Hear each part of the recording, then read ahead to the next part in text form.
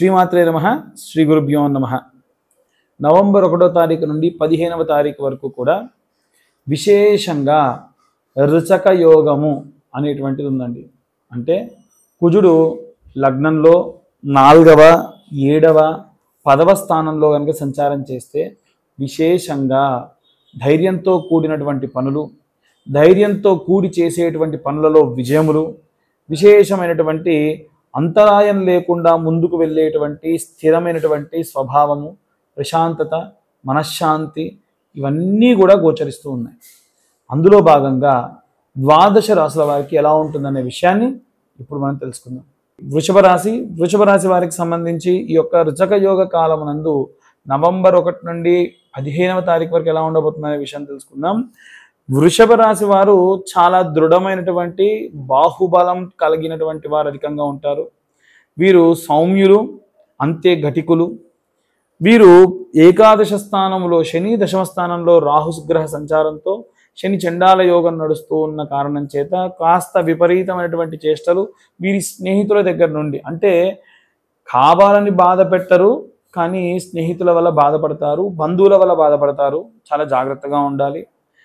దశమ స్థానంలో రాహు కూడా ఏం చేస్తాడనంటే, రాహు ఎప్పుడూ కూడా లాభస్థానంలో ఉంటే ఇచ్చే లాభాన్ని ఇవ్వడు. ఇవన్నీ ఒక తీరు పక్కకు పెడితే ఏంటంటే, మీకు ఏది లాభం కలుగుతుందో అటువైపు పోనివ్వడుగా. మీకు ఏది లాభం ఉందో అటువైపు పోనివ్వడు, అటువైపు చూడనివ్వడు, వారితో మాట్లాడనివ్వడు. దాని వలన ఇబ్బంది. అలాగే ఈ యొక్క వృషభ రాశి వారికి తృతీయ స్థానమునందు గురుగ్రహ సంచారం ఉంది. 3వ స్థానం ఎప్పుడు కూడా ఏంటంటే మీ యొక్క కమ్యూనికేషన్ స్కిల్స్కి సంబంధించి గురువు తన యొక్క సొంత నక్షత్రము సొంత క్షేత్రంలోకి వచ్చేసాడు కాబట్టి ఆల్మోస్ట్ గురువుకి అది సొంతిల్లే కర్కాటకం అనేటువంటిది. 1వ స్థానంలో గురువు లాభించాడు కానీ కర్కాటకంలో మాత్రం లాభిస్తాడు. అలాగే చతుర్థ స్థానం నందు కేతువు ఫినాన్షియల్ డిపార్ట్మెంట్ వీటికి సంబంధించి స్థిరంగా ఉంటారు. ఒకటేమిటంటే వెన్ను నొప్పులతో ఇబ్బంది పడవచ్చు, నరాల నొప్పులతో ఇబ్బంది పడవచ్చు. చాలా జాగ్రత్తగా ఉండాలి. ఎందుకంటే కేతువు సింహంలోకి ఉన్నప్పుడు ఇలాంటి ప్రభావాలు, అధిక ఉష్ణంతో కూడినటువంటి ఇబ్బందులు పెడుతూ ఉంటాడు. ఇక వృషభ రాశి వారికి సంబంధించి 6వ స్థానానికి వస్తే సూర్యుడు అలాగే శుక్రగ్రహ సంచారం ఉంది. 6వ స్థానంలో గనక శుక్రుడు ఉంటే బాగానే ఉంటుంది. అది స్వక్షేత్రంలో ఉన్నాడు కాబట్టి బాగుంటుంది. ఒకవేళ శుక్రుడు స్వక్షేత్రంలో లేకుండా ఉంటే ఇబ్బంది. 6 అంటేనే డేంజర్ నంబర్. ఆ నంబర్లోకి సూర్యుడు వచ్చాడు. దీని వలన ఏమవుతుందనంటే ఎక్స్పెక్ట్ చేయని రీతిలో గొడవలు, అధికారులతో గొడవలు, ముఖ్యంగా అనుకున్న పనులు అనుకున్న రీతిలో కాకపోవడం. వీరు ఎంత బాగా ఎగ్జామ్స్ రాసినా టీచర్లు వీళ్ళకి ఏదో ఒక వంకతో మార్కులు ఇవ్వకపోవడం, పిల్లలు ఎంత అద్భుతంగా వంట చేసినా ఇంట్లో ఉన్నటువంటి వాళ్ళు ఆ వంటని వంక పెట్టడం, ఇంట్లో ఉన్నటువంటి ఇల్లాలు. వర్కింగ్ ఉమెన్స్ విషయానికి వస్తే ఎంత కష్టపడి పని చేసినా గుర్తింపు లేకపోవడం.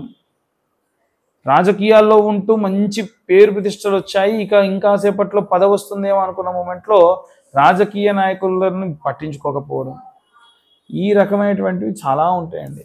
కాబట్టి ముఖ్యంగా చూసుకుంటే సప్తమంలో బుధుడు కుజుడు. సప్తమంలో బుధుడు ఎప్పుడు కూడా ఏంటంటే ఒక రకమైనటువంటి స్వభావంతో ఇంట్లో ఉన్నటువంటి మీ యొక్క సహధర్మపతి బిహేవ్ చేస్తూ ఉంటారు. వీలైనంత వరకు వీరెప్పుడు కూడా కావాలని ఎవరితో కూడా గొడవ పడరు. కానీ ఇంట్లో ఉన్నటువంటి భార్యాభర్తలు ఇద్దరు కూడా ఈ యొక్క వృషభ రాశిలో ఉన్నటువంటి వాళ్ళు 7th హౌస్లో బుధుడు కానీ కుజుడితో కలిసి ఉంటే కాంజెక్షన్ అయిపోతారు. అంటే ఒక గొడవలా అయిపోతుంది అనమాట. కోల్డ్ వార్, అకారణంగా మాట్లాడుకోకపోవడం, ఇలాంటి ఇబ్బందులు చాలా ఉంటాయి. అది కూడా సప్తమంలో కుజుడు స్వక్షేత్రంలో ఎప్పుడూ కూడా ఏంటంటే అద్భుతాన్ని ఇస్తాడు. రైతులకు, చేతి వృత్తులు, కుల వృత్తులు చేసుకునే వారికి చాలా బాగుంటుంది. సో ఇవన్నీ కూడా గోచార రీత్యా చెప్తున్నాం మనం. డీటెయిల్డ్గా జాతకం కావాలనుకుంటే మీ పేరు, మీ date of birth, time, place కింద ఉన్న నెంబర్కి వాట్సాప్ చేయండి. 2025 రూపాయలు ఛార్జ్ చేస్తాము. ఖచ్చితంగా ఈ డేట్ ఆఫ్ బర్త్ టైం లేకుంటే అడగండి, ఫోన్ చేయకండి అసలు. ఎందుకంటే మీకు ఇప్పుడు చెప్పేది మీ గురించే. ఇంకా ఇన్ డీటెయిల్డ్గా జాతకం కావాలి మాకు అంటే 60-70 పేజీల్లో జాతకం ఇస్తా. దానికోసం నేను 2025 తీసుకుంటాను. అమ్మ అయ్యగారు ఇంత తీసుకుంటున్నారా అంటే 60-70 పేజీలు మేము మీకు క్రియేట్ చేసి ఇవ్వాలి, దాంట్లో వాస్తవికత ఎంత ఉందని చెప్పాలి కాబట్టి నేను ఛార్జ్ చేస్తున్నాను. ఇంకా అందరూ కూడా ఈ వృచక యోగాన్ని ఎలా యూటిలైజ్ చేసుకోవాలి, సర్పదోష, కాల సర్పదోష, కుజగ్రహ దోషం ఉన్న వాళ్ళందరూ ఎలా వాడుకోవాలనే విషయం ఇప్పుడు తెలుసుకుందాం. మనకి ఇప్పుడు ఉన్నటువంటి ఈ వృచక యోగాన్ని మనం యూటిలైజ్ చేసుకొని అద్భుతమైనటువంటి రెమెడీస్ చేసుకోవచ్చు. ముఖ్యంగా ఎవరెవరికైతే కాలసర్పదోషం ఉందో, కుజదోషం ఉందో, అలాగే ఎవరికైతే ఈ దోషముల వల్ల ఏవైనా సరే సంతానం లేకపోవడము, మిస్క్యారేజ్లు అవ్వడము, లేదా విశేషంగా వివాహం కాకుండా చాలా ఇబ్బందులు పడుతూ ఉన్నారో వారందరూ కూడా ఈ రెమెడీస్ పాటించవచ్చు. చాలా సింపుల్ అండి. మనందరికీ తెలుసు సర్పదోషాలు ఎలా వస్తాయంటే పుట్టలు ఎవరన్నా సరే కూల్చేస్తే వారి సర్పదోషాలు వస్తాయి. అది ఇప్పుడే కాదు, మనం గత జన్మలో కూల్చిన, మనమే మన వంశంలో పూర్వీకులుగా పుట్టి మన చేతి ద్వారా ఒక పుట్ట కూల్చిన, ఒక సర్పం సంహరించిన, ఆ సంహరించినటువంటి ఆ సర్పానికి సంస్కరణ చేయకుండా, అంటే పాము చచ్చిపోయింది మన వల్ల తెలియక, దానికి సంస్కరణ అంటారు. అలాంటి సంస్కరణ చేయకపోతే కూడా విశేషమైనటువంటి దోషములు వస్తాయి. అలాంటి దోషములు రాకుండా ఉండాలి అంటే ఏం చేయాలనేటువంటిదే ఈ రెమెడీ. మనందరికీ తెలుసు పుట్టమన్ను అని ఇవాళ రేపు పూజా స్టోర్లో చాలా విరివిగా దొరుకుతున్నాయి. ఎక్కడైతే మనకు సాధారణంగా ఈ యొక్క పుట్టలు స్వయంగా వెలిసి ఉంటాయో, మనము ఉదాహరణకు చెప్పాలనంటే ఇంతకు ముందు కూడా మనం చాలాసార్లు ప్రస్తావించి ఉన్నాం. ఆంధ్రాలో నీలంపాటి అమ్మవారు, నిదానంపాటి అమ్మవారు దేవాలయం దగ్గర విశేషంగా పుట్టలు ఉంటాయి. మోపిదేవి క్షేత్రానికి వెళ్ళినా ఉంటాయి. మన హైదరాబాద్కు వస్తే ఉస్మానియా క్యాంపస్ లోపల అమ్మవారికి సంబంధించినటువంటి దేవాలయం ఉంటుంది, అందులో పుట్ట ఉంది. అలాంటి చోటికి ఈ రుచక యోగం ఉన్నప్పుడు, ఎందుకు రుచక యోగం ఉన్నప్పుడు చేయాలనంటే సుబ్రహ్మణ్యేశ్వర స్వామియే ఈ యొక్క కుజుడికి అధిదేవత, ప్రత్యధి దేవతగా ఉంటాడు కాబట్టి అలాంటి కుజదోష నివారణ కోసము సర్ప సంబంధితమైనటువంటి రుచక యోగం ఉన్నప్పుడు చేస్తే మంచిది. అలా చేయడం వల్ల సర్పదోషాలు, కుజదోషాలు పోతాయి. ఈ పుట్టమన్ను తీసుకెళ్ళి ఆ పుట్టల దగ్గర వేసి కొన్నన్ని పాలు పోయాలి. చాలామంది అంటారు అదేంటండి పాములు నోరు తెరిచి పాలు తాగుతాయా పోస్తే అంటారు. పాలు పోసేది పాముల కోసం కాదండి, పాము పుట్ట కోసం. ఎప్పుడైతే మీరు పుట్ట గట్టి పడాలి, మట్టి గట్టి పడాలి అంటే నీళ్ళ కంటే పాలు పోస్తే గట్టి పడుతుంది. మనం వేసినప్పుడు పుట్టమన్ను దాంట్లో పాలు కలిసి ఆ పుట్ట చాలా గట్టిదనాన్ని సంతరించుకుంటుంది. దాని వలన సర్పం నివాసం ఉండేదానికి బాగుంటుంది. దాని వలన గత జన్మలో చేసినటువంటి దోషములు ఎన్నో పోతాయి. కాబట్టి విశేషంగా ఈ రెమెడీని పాటించడం మంచిది. ఒకటి. ఇక రెండవది ఏమిటి అంటే ఎవరైనా సరే ఈ యొక్క రుచక యోగం ఉన్నప్పుడు ఏవైనా సరే సుబ్రహ్మణ్యేశ్వర స్వామి క్షేత్రాలు ఉంటాయి.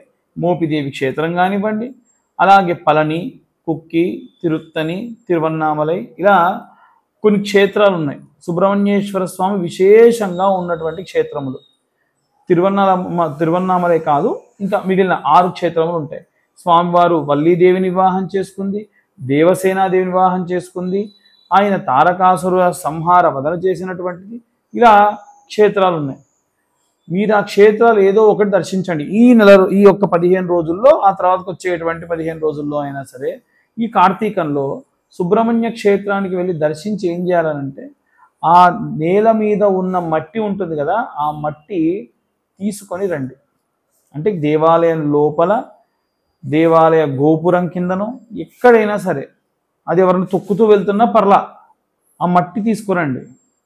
ఆ మట్టిని జాగ్రత్తగా దాచిపెట్టి, మీరు ఇందాక నేను చెప్పినట్టుగా పుట్టమన్ను దేవాలయాల్లో వేయమని చెప్పా కదా, అలాంటి పుట్టమన్ను మెత్తగా చేసి జల్లెడబట్టి మెరుపు కాగితం అంటారు చేసి ఈ యొక్క దేవాలయ సందర్శనం చేసి వచ్చినటువంటి ఆ యొక్క మట్టిని కూడా ఇందులో వేసి బాగా కలిపి దగ్గర పెట్టుకోండి. ప్రతి మంగళవారం కూడా ఆ మట్టిని నీళ్ళలో వేసుకొని స్నానం చేయండి. దాని వలన ఆ క్షేత్రానికి వెళ్ళి మీరు అక్కడ కోనేరులోనో అక్కడ దేవాలయంలో అభ్యంగన స్నానం చేసిన ప్రతిఫలం దక్కుతుంది.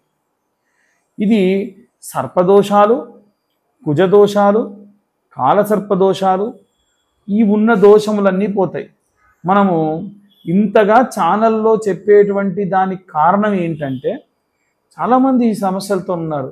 మేము అన్ని పూజలు చేసుకోలేము, ఇన్ని పూజలు చేసుకోలేము అని చాలా ఇబ్బంది పడుతున్నారు. కాబట్టి వారి కోసమే ఇది చెప్పడం జరిగింది.